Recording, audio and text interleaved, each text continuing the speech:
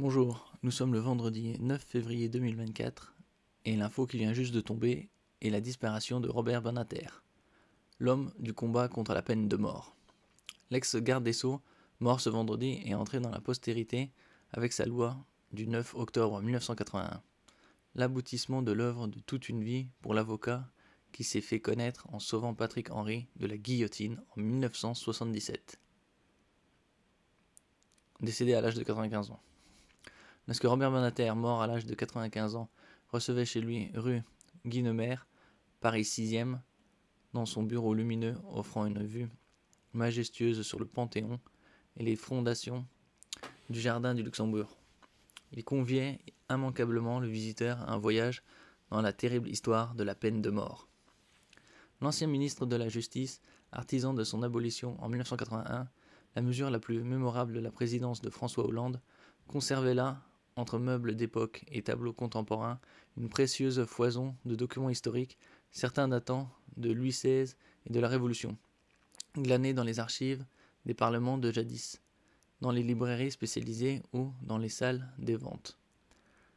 Comme cette lettre manuscrite de Victor Hugo, l'auteur des Misérables, qu'il admirait tant, ardent pourfendeur lui aussi de cette guillotine abhorrée.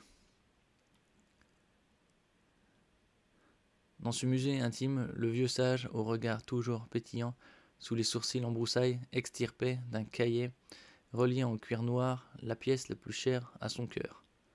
Sa propre loi d'abolition, promulguée le 9 octobre 1981, un texte court rédigé par ses soins dont il confiait, amusé, que seul l'article premier, la peine de mort et abolie, aurait suffi, le reste étant inutile.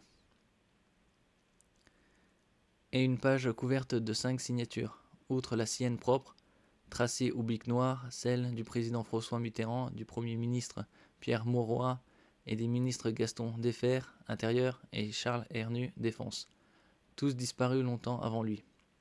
C'est Mitterrand, racontait avec émotion Badinter, qui avait eu la délicatesse et l'amicale attention de lui donner le texte.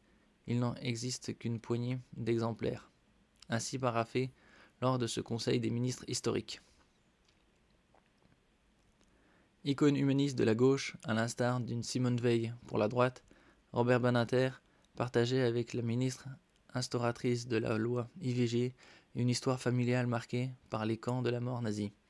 Il naît en 1928 dans un foyer modeste de parents juifs russes immigrés de Bessarabie, un territoire aujourd'hui partagé entre la Moldavie et l'Ukraine, qui se lance dans le commerce de peau et ne jure que par l'intégration dans la République. Une famille brisée par la Shoah. Simon, le père, est arrêté par la Gestapo à Lyon, Rhône, en 1943 et déporté à Sobibor, Pologne. Il n'en reviendra pas. Robert, son frère et sa mère se réfugient alors près de Chambéry, Savoie, alors sous occupation italienne. Inscrit sous un faux nom au lycée, il suit une bonne scolarité sans être inquiété. Étonnamment, il y a une protection des Juifs de la part de l'armée italienne, racontera-t-il au journaliste Alberto Toscano, Ti amo Francia, de Léonard de Vinci à Pierre Cardin, ces Italiens qui ont fait la France. Édition Armand Collin, 14,99 €. L'homme gardera de la Shoah une blessure et une sidération à vie, et en fera un thème récurrent des pièces de théâtre écrites après sa carrière politique.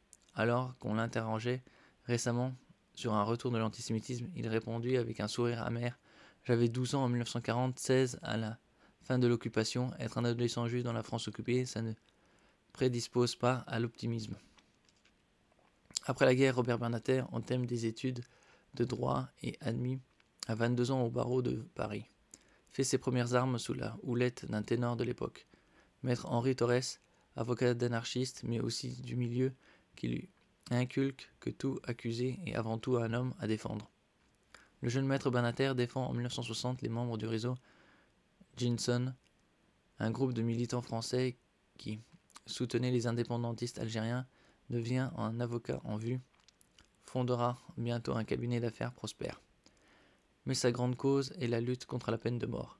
Nous étions le dernier pays d'Europe occidentale à la pratiquer, nous avons une culture de la violence, nous confia au détour d'une interview au plus fort de la crise des Gilets jaunes, dont certains promenaient la tête du président Macron en effigie au bout d'une pique. Celui qui tenait Gandhi, chantre de la non-violence pour le plus grand des hommes d'État du XXe siècle.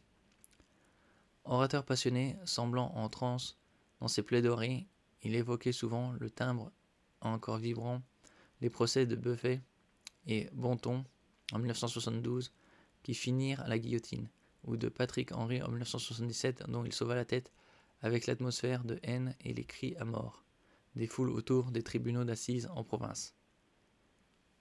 Une figure intellectuelle plus que politique. C'est en intellectuel, professeur de droit à l'université, qu'il s'engage en politique, d'abord auprès de Pierre Mendès France, puis au PS de François Hollande, pour qui il rédige des notes. À l'égard du président socialiste, qui tient sa promesse de l'abolition malgré les sondages montrant une opinion majoritairement attachée à la peine capitale, la fidélité de Badinter est indéfectible. Au point qu'il se refusa toujours à juger publiquement la sombre amitié du Sphinx Mitterrand avec René Bousquet, l'ancien chef de la police de Pétain. Cela ne regarde personne, nous répondit-il un jour en off agacé. Nous nous en sommes expliqués avec François Mitterrand, et je sais, enquête faite, qu'il n'a connu Bousquet qu'après son acquittement, par la Haute Cour de justice en 1948. Pas avant. En tout cas, en tout état de cause, ils ne sont pas fréquentés à Vichy.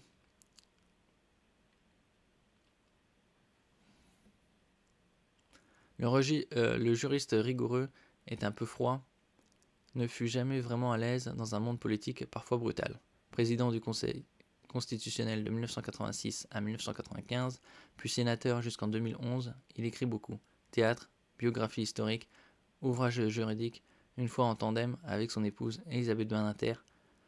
Devenu un sage consulté par les politiques, il voyait défiler à son domicile ses successeurs, place Vendôme, venus faire allégeance.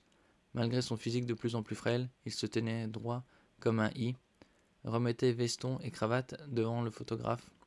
Je suis contre les vieux messieurs sans cravate. Et 95 ans. Le fameux Badinter, abolitionniste de la peine de mort.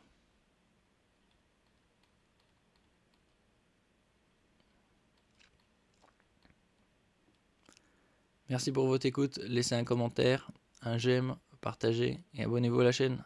À la prochaine fois.